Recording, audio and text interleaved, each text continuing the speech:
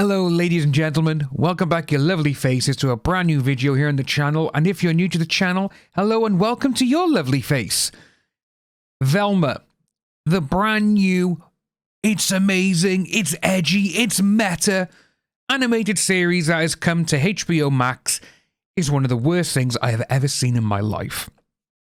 I have seen the first 2 episodes. I am not going to be watching the rest when they get released, mostly because these characters, they're just not fun to be around. You know, they are not fun to be around. You don't be like, oh yeah, that was funny. It's got maybe 1 or 2 like little jokes that make you go, huh, okay, yeah, that's not bad, that's not funny. You know, but it's just overall just so bad. And as you can see here, this is actually Rotten Tomatoes. Now, I am not a huge fan of this website because a lot of people seem to think Rotten Tomatoes is the be-all and end-all if a film or a TV show is bad or good. And with this one, I will agree with them, you know, that it is. It's not even worth the 7% that's up there, in my eyes. This is literally half a star. That's how bad it is. And I'm only giving it half a star because some of the animation is not bad. That is literally it. But even the own critics don't even want to watch it.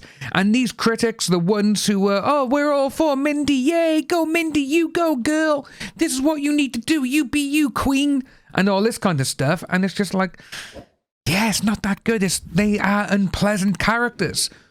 When you've taken a character, well, and it's not just a character, it's an entire series where people over 50 years have loved this series, have loved these characters, they've grown with them, they've matured sort of with them.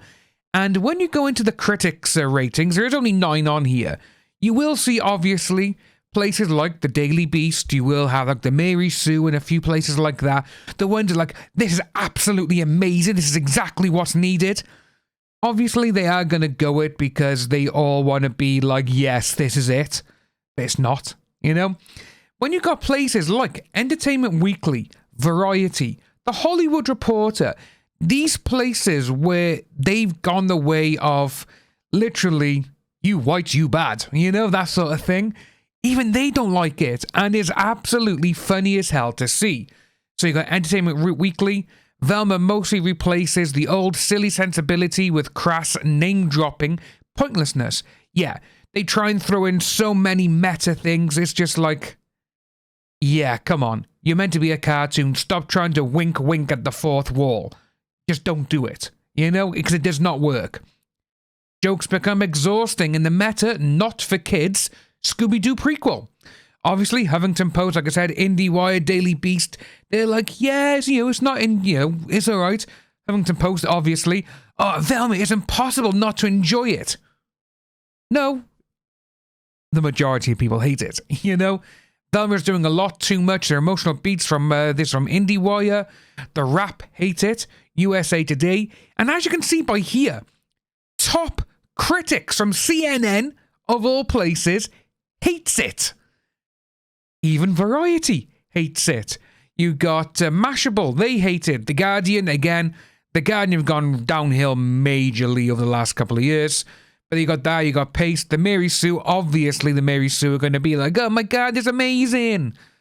San Francisco Chronicle, you got Hollywood Reporter. Too much meta humor, not enough heart. AV Club, IGN Movies, Consequence. Certainly suffers in comparisons to HBO Max's Harley Quinn, which I actually really like Harley Quinn. The series' problems are entirely its own, which is true, you know? And when they say that, you know, it's not for kids or it's this or whatever, they're trying to throw in too much meta humor. I want to show you a clip from the series. Well, from the episode anyway. So, this is actually quite... in my eyes, I found this to be, there's the backlash.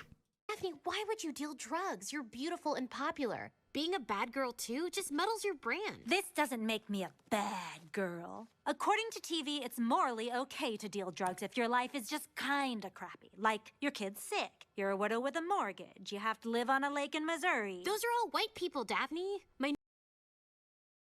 Yeah. These issues You know, your kid's sick. You're a widow with a mortgage. You know, if, what else was there? Your life kind of crappy. You live on a lake in Missouri. Only white people can have them. What?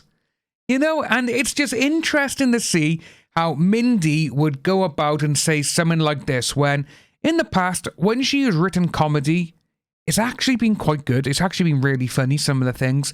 But seeing this, I was just like, as soon as I saw this little segment first, I was like, that's it. They've lost nearly everyone, including the woke critics, excuse me.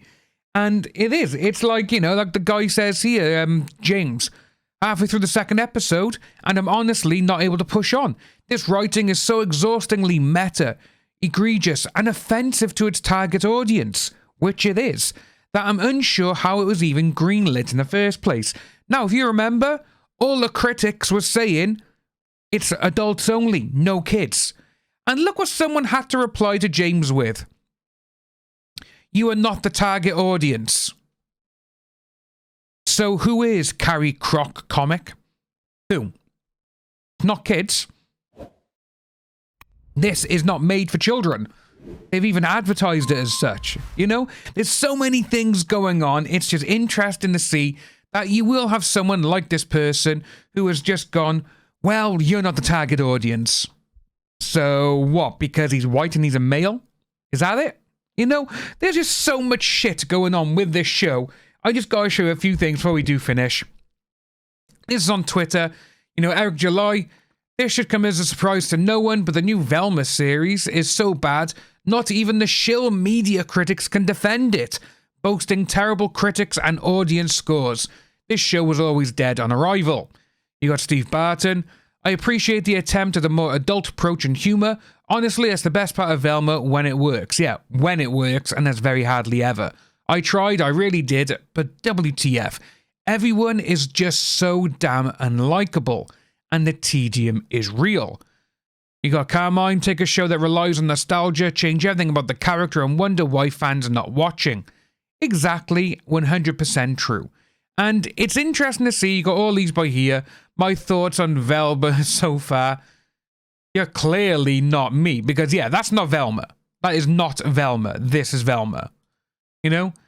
Let's see who you really are. Bling! You know, and it's good.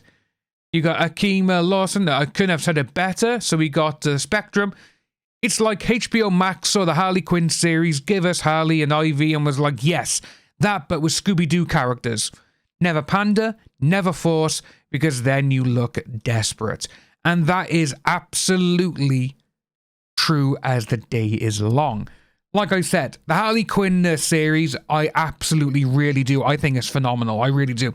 I love the animation style. And to be honest with you, it's a very funny cartoon. And when you see something like this, it's like, did you really think people were going to like it? You know, because it's not. It's absolutely terrible.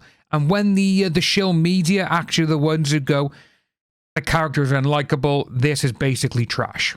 You know, I think it's not going to get a season 2. Even though they've come out and said, oh, it's the biggest, most watched animated show ever on HBO Max.